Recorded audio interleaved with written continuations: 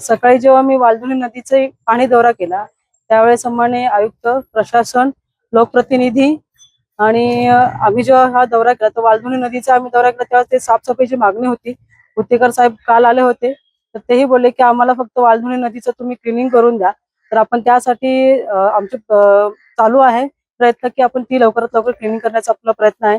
त्यासाठी जेव्हा last time खासदार साहेब डॉक्टर श्रीकांत शिंदे साहेब जेव्हा आले होते, मीटिंग होती, तेव्हा त्यांनी सांगितलं त्यावेळेस देवळकर मॅडमने विषय घेतला होता की आमची वालधुनी नदीचा विषय आहे तो आमचा लवकर मार्गी लावावा. तर खासदार साहेब बोलले की त्याच्यासाठी माझे प्रयत्न चालू आहेत आणि मी ती लवकरच शुद्ध करण्याचा प्रयत्न करणार आहे. त्यानंतर आज मी सॅटिसचा प्रकल्पासाठी मी पाहणी दौरा केला. त्यावेळेस सर्व तिथले नगरसेवक होते, जसे पेनकर साहेब, किंवा मॅडम, जतीन साहेब, हे सगळेजण असताना आणि मोरे साहेब होते. त्यावेळेस त्यांचं असं होतं की मॅडम सॅटिसचा प्रकल्पाची तुम्ही पाहणी दौरा करा. तर अशी पाहणी दौरा केला तिथे बरेच आम्हाला असे विषय आढळले की ट्रॅफिकची समस्या आहे, फेरीवाल्यांचा विषय आहे, फुटपाथचा विषय आहे. तर त्यावरती कमिशनर साहेबांशी मी त्यांना बोलले की तुम्ही हे लवकरात लवकर मार्गी लावण्याचा प्रयत्न करा, फेरीवाला झोन तयार तुम्ही करा. त्यानंतर हा जो ट्रॅफिकचा विषय आहे, ट्रॅफिक पोलिसांना आम्ही बोलून घेणार आहोत आणि त्यांना सांगणार आहोत की तुम्ही याचं काय नियोजन करता हे मला लवकरात लवकर देण्याचा प्रयत्न करा. तर ते देणार आहेत आणि त्यानंतर आम्ही हा प्रकल्प सरांनी जसं सांगितलं की जुलै महिन्यात आपण हा प्रकल्प चालू करतो आहे. पहिला फेज आपण चालू करणार आहे, त्याच्यानंतर सेकंड फेजला थोडा वेळ जाणार आहे, त्यानंतर हा फेज चालू होणार आहे. स्टेशन परिसरामध्ये शौचालयाचा इश्यू आहे, ते तिथं आपण पाहणी केली. हो, काय समस्या आहे?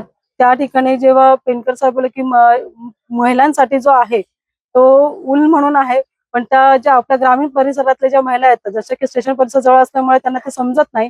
ते पावडर म्हणून या नावाने आहे, पण तिथे जर आपण शौचालय हे नाव केलं तर त्यांना त्याचा उपयोग होऊ शकतो. आणि त्यानंतर राहिला पुरुषांचा विषय, तर त्यासाठीही कमिशनर साहेब बोलले की आपण या ठिकाणी पुरुषांसाठी आपण शौचालय चालू करूया.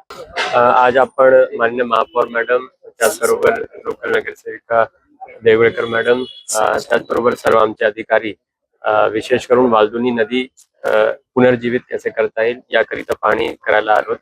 त्याकरिता या ठिकाणची जी समिती आहे आणि उत्तेकर साहेब त्यांनी काल निवेदन दिला होता, त्यामुळे महापौर मॅडम आणि मी या ठिकाणी आलेलो आहोत.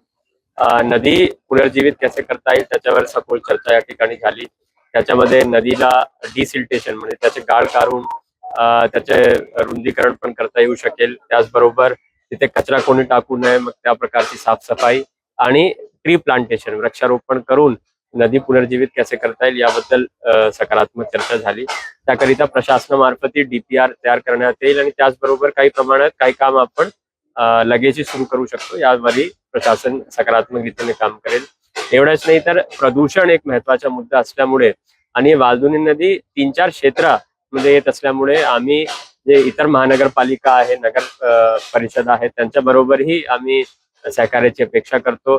विशेष करून महाराष्ट्र पॉल्युशन कंट्रोल बोर्डलाही आम्ही संपर्क साधून त्यांनाही विनंती करू की जेवढे उद्योजकांचे आणि उद्योगांचे प्रदूषण या ठिकाणी होत आहे तर त्यालाही थांबण्याकरिता त्यांनी मदत करावी आणि एक चांगला DPR बनवून मान्य लोकप्रतिनिधी असतील, मान्य मुख्यमंत्री, उपमुख्यमंत्री साहेब असतील, त्यांच्या मदतीने आपण पुनर्जीवित करण्याचे काम या ठिकाणी करण्याचा प्रयत्न करूया.